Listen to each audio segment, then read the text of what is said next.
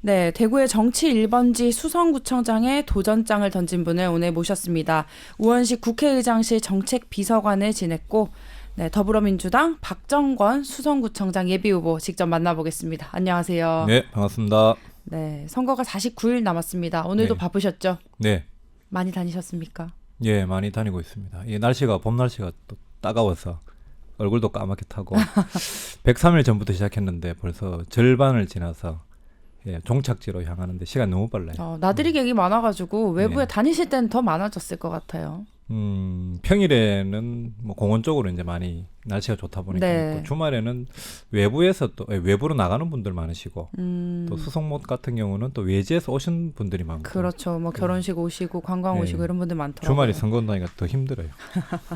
네, 우리 뉴시스의 김정은 기자하고도 인사하시죠. 안녕하세요. 안녕하세요. 네, 반갑습니다. 두 분도 몇 년 만에 만나시는 건가요? 8대 때 네. 예, 본 뵙고. 한 최소 4년이 넘었습니다. 네. 아, 그러니까요. 반갑습니다. 저도 그때 뵙고 참 오랜만에 네. 뵙습니다. 네. 뭐 그대로신 것 같은데요. 네. 오늘 저는 좀 인상적인 게 가슴에 빨간 꽃 달고 다니세요. 네, 아, 그 의미가 사실 민주당 파란색인데 네, 빨간 꽃 달고 다니신 이유가 뭐 좀 중도층을 노리는 그런 전략이신가요? 예, 뭐 느끼신 대로인 것 같습니다. 좀 열정, 정열, 뭐 그런 의미도 있고 방금 말씀하신 것처럼 또 민주당이 너무 파라면 안 되니 중도, 보수 함께 하겠다 그런 의미도 담았습니다. 그렇군요. 네. 제가 오랜만이라고 했는데 그 8대 구의원 지내셨고 수성에서 그 이후에 약간의 공백기를 가지시고 다시 이제 국회 의장실로 가셨죠? 네, 네. 그간 어떻게 지내셨어요? 뭐 아픈 추억이 될 수도 있고 아니면 소중한 추억이 될 수도 있는데 네. 어쨌든 뭐 경제 활동도 하고 그리고 2년 전에 또 국회의원 선거도 함께 해드리고 작년에는 대선도 함께 치르고 그리고 대선 이후에 이제 뭐 구청장 결실을 했으니 그동안 주민들과 좀 접점을 많이 늘렸던 것 같고 가까이에서 많이 네. 늘렸고 삶의 진솔한 모습들을 오히려 이 배지 생활, 의원 생활을 할 때보다는 훨씬 더 많이 느꼈던 것 같아요. 앞으로 정치 활동에도 큰 힘이 될 것 같다라고 생각합니다. 그럼 국회의장실 계실 때도 계속 지역에 내려와서 주민들을 만나셨군요. 뭐 매일은 못 내려오고 네, 격주로 한 번씩. 네. 많이 오셨었군요.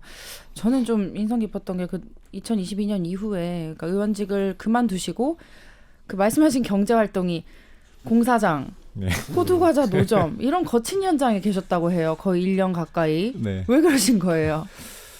뭐 말 그대로 그냥 삶의 현장이었고 경제 활동이었습니다. 근데 그게 이게 지방의원을 하고 나서 중간 공백이 있는 시기에 그렇게 한다는 게 쉽지는 않거든요. 네.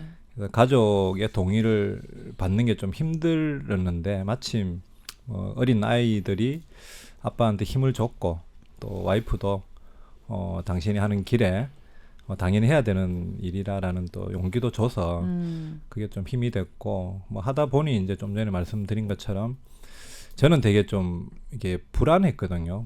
정치를 하던 사람이 지역에서 막노동을 하고 뭐 호두 붕어빵도 팔고 이런 네. 모습들이 어떻게 비춰질까라는 걱정을 했었는데 그게 오히려 되게 좋게 봐주시고 정치인 그리고 뭐 인간 사람 이렇게 같이 봐주는 게 되게 좀 고마웠던 것 같아요. 그래서 정치를 주민들 속에서 삶과 함께 이루어지는 정치가 그게 진정한 정치다라는 걸 그 시기에 좀 더 많이 배웠던 것 같습니다. 많은 경제 활동 중에 그걸 택한 이유는 어쨌든 이 붕어빵 하나 사러 오는 노점에 사러 오는 분들과 좀, 대화, 예. 네, 소통을 하고 싶어서 편한 네. 이야기를 하고 네, 싶어서셨군요. 그렇습니다. 고생을 많이 하셨네요. 네, 그리고 이제 구청장의 꿈을 키우셨는데 네. 그러시다가 본격적인 활동을 하시면서 최근에는 228 공원에서 지방선거에 우리 내란 완전 청산해야 한다 이런 공동 선언을 하셨습니다. 네. 어떤 취지인가요? 이 시민단체 이제 촛불행동이라는 시민단체에서 주도를 했고요.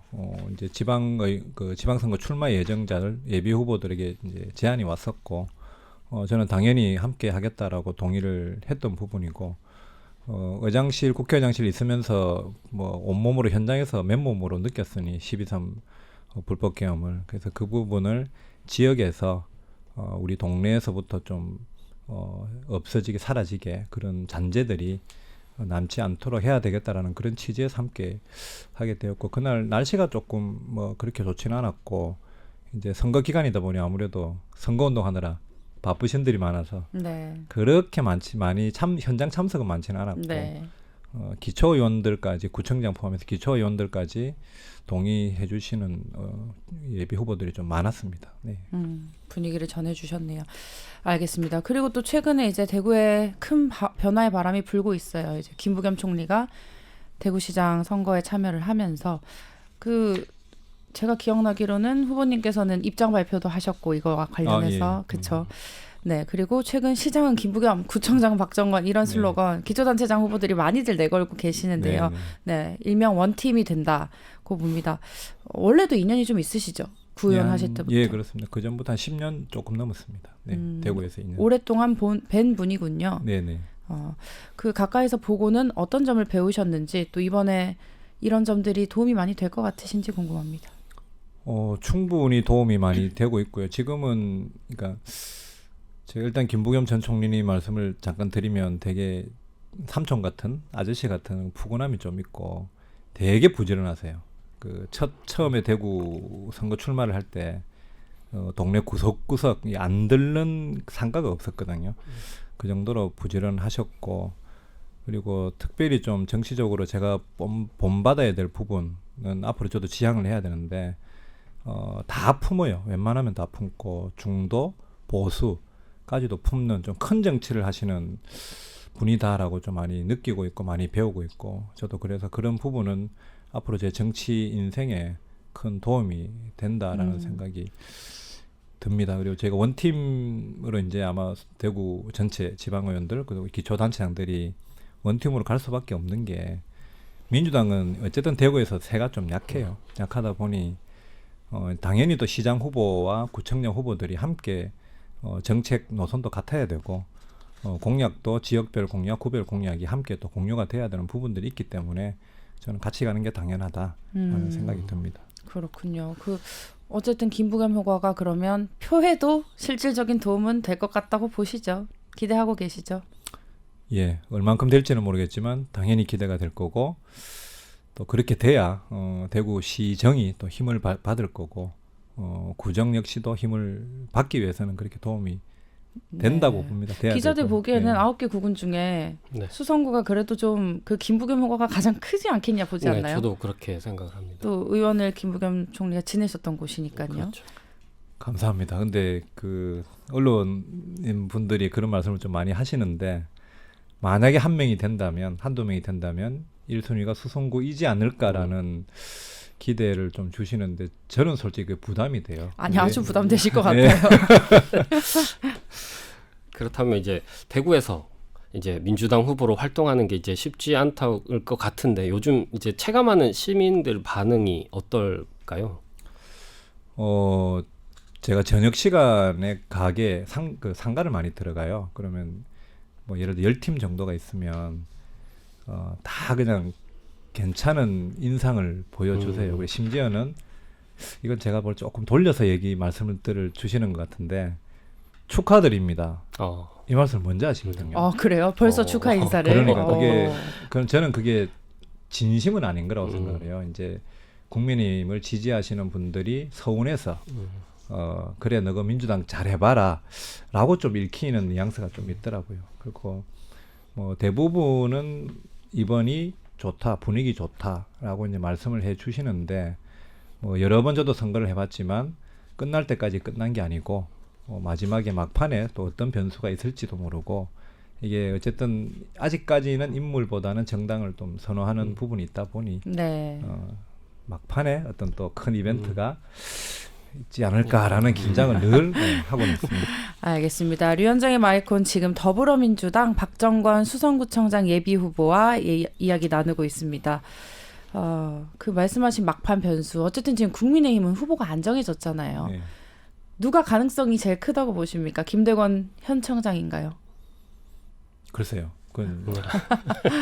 상대로 치면 김대권 현 청장이 저에게는 제일 좀 부담되는 상대가 될 것 같고, 전 청장이 그나마 조금 이진훈 청장. 예, 청장이. 부담이 안 되는 상대가 될 것 같고. 이유가 뭘까요? 좀 오래 되셨잖아요. 아. 그리고 8년을 하시고 공백이 있으셔서. 8년의 있으니까. 공백 다시 나온다라는 건 지역 주민들이 좀 반감이 많을 것 같아요. 그래서 청장 출신 중이라면 네. 전 청장이 저한테는 좀 조금 낫지 그나마 않을까. 네. 네, 알겠습니다. 그 후보님의 좀 이제 정치 활동에 대해서 얘기를 해보자면 우원식 국회의장실 정책비서관으로 계셨어요. 이제 지방의회도 경험을 해보셨는데 거기에 중앙무대, 중앙정책 예산, 입법 실무를 직접 경험을 하고 오셨잖아요. 네. 구의원만 할 때랑은 많이 다른가요? 어떠셨나요? 많이 다르고 분위기 자체가 좀 달랐고 물론 입법 활동이나 의정 활동은 이제 작은데 큰데 뭐 큰 작은 그릇 큰 그릇 이런 차이는 있는데 제가 국회의장실에 있으면서 가장 크게 느꼈던 건 어쨌든 대구라는 지방 출신의 이제 정책비서관. 근데 여의도는 지방에 그렇게 길을 열지를 않는 걸 좀 많이 느꼈어요. 그래서 그 부분을 이제 설파하고 설득하고 이해시키고 하는 과정들이 좀 있었고 지방의원을 했고 또 중앙무대에서 어쨌든 경험을 한 그 과정을 비춰볼 때는 이 지방과 중앙의 어떤 가교 역할을 할 수 있는 사람이 대구에 저는 많지 않다라는 생각이 들어요. 왜 대구의 목소리를 안 들을까? 국민의힘 의원님들이 열정과 의지가 별로 없어 보였어요. 다 국민의힘 의원들이시지만 그 노력을 그렇게 수십 년 동안 안 해오셨기 때문에 지금의 대구의 모습이 아닐까라는 좀 안타까운 생각이 들었습니다. 네. 또 민주당 내에서도 사실 TK 목소리를 대변할 분들이 많이 없으시고 왜냐면 네. 여기 당세가 약하기 때문에요. 그런 어려움이 있으시군요. 알겠습니다. 공약 얘기를 좀 해보자면요. 이제 공공기관 2차 이전이 지금 좀 화두인데 IBK 기업은행 본점을 범어동 특히 그 법원 검찰 후적지에 유치하겠다. 여기가 이제 연호직으로 이사를 가니까요. 네. 공약을 하셨습니다. 오영준 후보가 나왔었어요. 네네네. 중구청장 같은 네. 민주당 후보시죠. 네.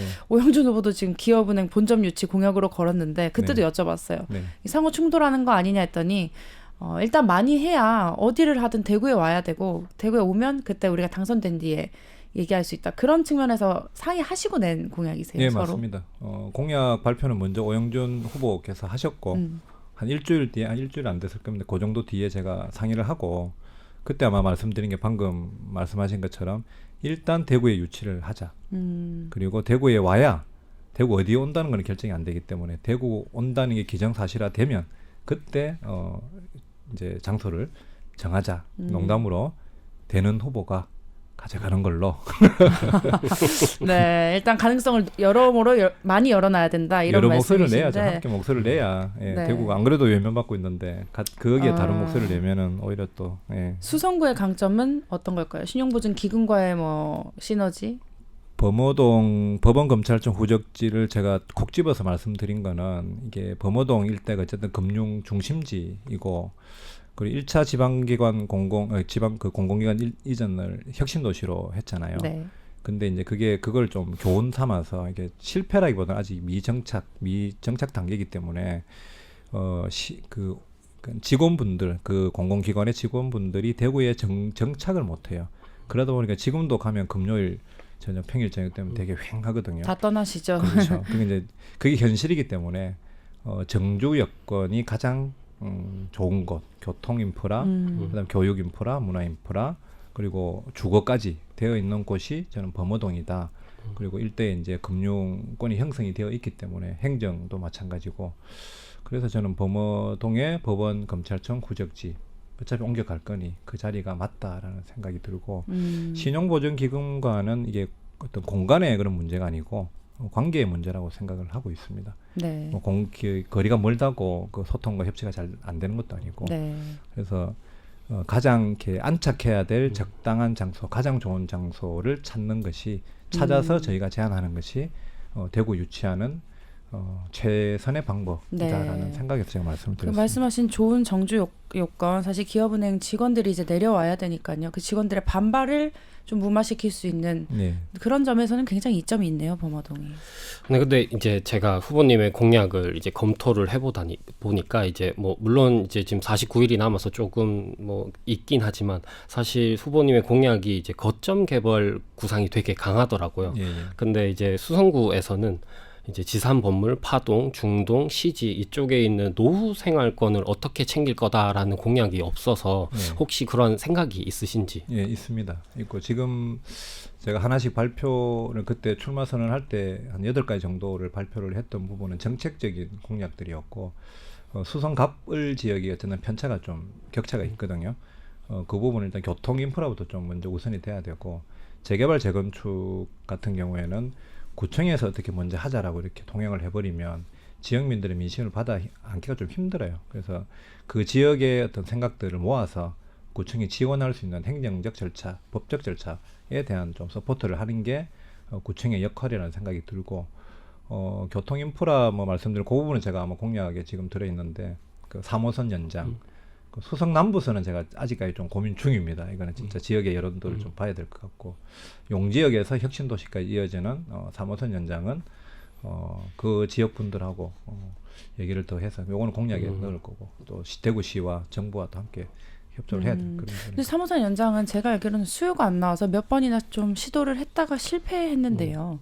가능할까요? 수요가 안 나온다고 멈추면은 앞으로 개발이나 새로운 시설들, 새로운 교통 인프라는 갖춰지지 못할 거고 기존 인프라 그러니까 먼저 조성을 하고 난 다음에 그 옆으로 이제 들어오는 게 맞거든요. 어쨌든 예타 통과가 근데 문제잖아요. 그렇죠. 그럼 뭐 해야죠. 그런 면에서는 자신 있다 네. 생각하시는 거군요. 그 아마 알파시티 그러니까 용지역에서 대공원 지금 준비 중이고 그 다음에 월드컵 경기장 라이온스 파크 거쳐서 이제 CG 고산해서 저기 혁신도시 네. 남양원리 쪽으로 넘어가는 거라서 동구와 수성구의 어떤 문화교육권이 하나로 이렇게 연결이 될 수 있어요. 그러면 지산 건물도 동구, 수성구, 지산 건물로 같이 넘어가는 이 도로 교통망이 형성이 되기 때문에 오히려 더 확장이 되고 그 고교통을 중심으로 더 또 이렇게 산업들이 집적될 수 있다라는 생각에서 저는 가능하고 가능하도록 또 요청을. 네, 뭐 지금 수요는 또 그렇지만 말씀하시는 거 들어보면 대공원 이제 나중에 오픈할 때에 맞추면 또 네. 수요가 점점 늘 것이다 네, 이렇게 네. 보시는군요.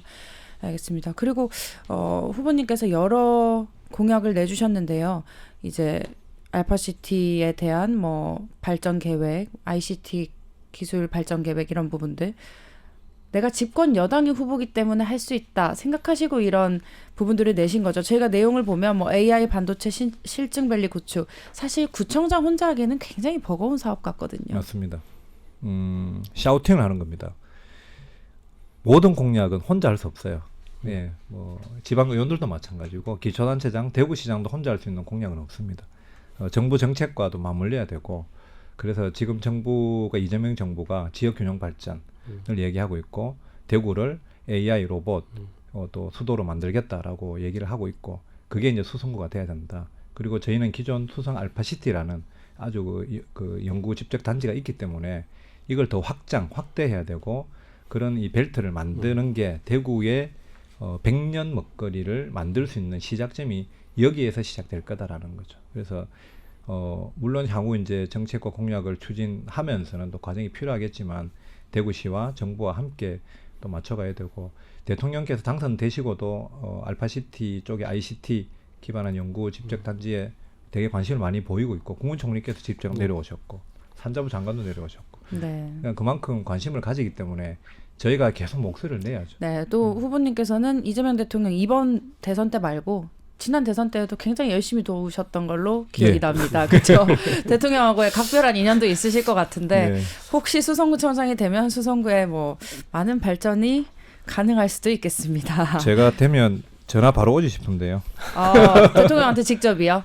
그게 대구에서 수성구청장이 된다는 게 이게 역사잖아요. 뭐 30년 만에 네, 처음이기 네. 때문에 저는 바로 포커스를 받을 겁니다. 그게 제가 아니어도 대구에 누군가 구청장이 된다면 네, 엄청난 변화의 신호죠. 그렇죠. 예, 진짜 대구가 이제 뒤집어지는 그런 걸 네. 직접 목격하는 거기 때문에 알겠습니다. 류현장의 마이크 오늘 정규 방송에서 준비한 내용 여기까지입니다. 저희 여기서 마무리하고 유튜브에서 못다한 이야기 조금 더 이어가도록 하겠습니다. 두 분 함께해 주셔서 감사합니다. 감사합니다. 네, 고맙습니다. 저희는 내일 이 시간에 다시 뵙겠습니다.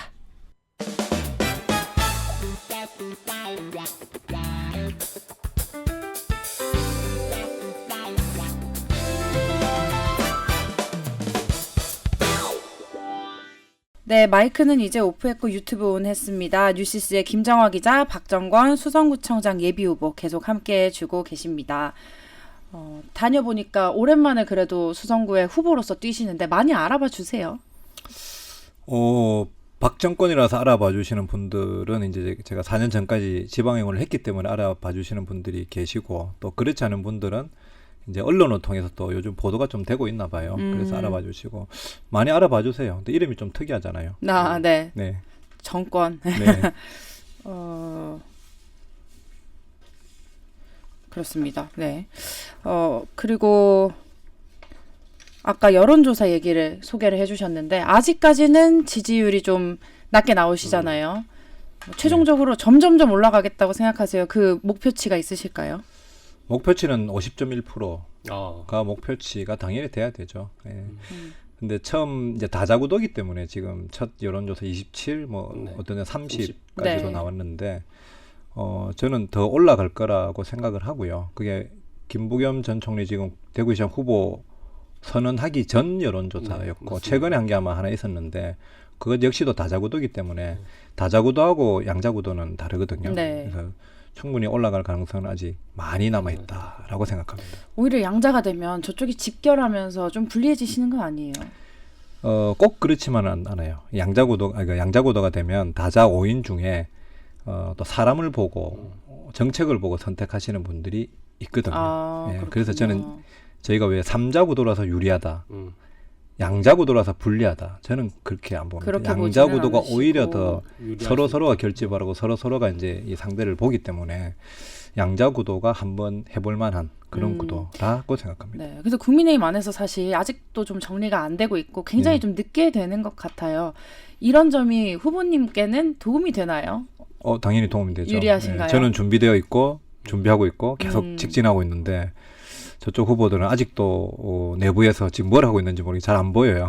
그러니까 뭔가 이제 있긴 있는데 그걸 정리하는 과정에 어떤 미스가 나올 수도 있고, 그리고 저는 기다리고 있습니다. 그 선수 빨리 4번 타자 나오라고.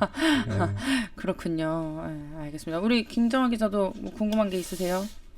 일단 저는 이제 여기 질문에도 사실 준비가 되어 있었던 것도 있는데 이제 후적지 개발 같은 경우에는 가장 이제 문제가 이제 좀 크다고 저는 생각하거든요. 왜냐하면 그 옆에 사실 연호지구가 있기 때문에 아파트 단지가 이미 건설되어 있습니다. 오군지사 후적지 말씀하신 것 네. 같아요. 근데 이제 이 후적지 개발이 혹시나 아파트 단지를 또 넣으려고 하는 게 아닌지, 그리고 그런 조금 문제 제기가 있거든요. 혹시 어떻게 생각하고 계세요? 아파트는 지금 대구 건설 경기 자체가 지금 많이 힘들기 때문에 쉽게 저는 들어올 거라는 생각은 안 하고, 이미 오군지사는 이제 나가는 걸로 결정이 되고 있고 군위에서 받는다라고 됐는데, 경북대학교 병원이 들어온다는 얘기가 용역이 얼마 전에 그래서 거기는 아파트 단지보다는 어떤 생산을 위주로 하는 뭐 연구 단지나 ICT나 AI나 그쪽으로 가는 게 아까 말씀드린 것처럼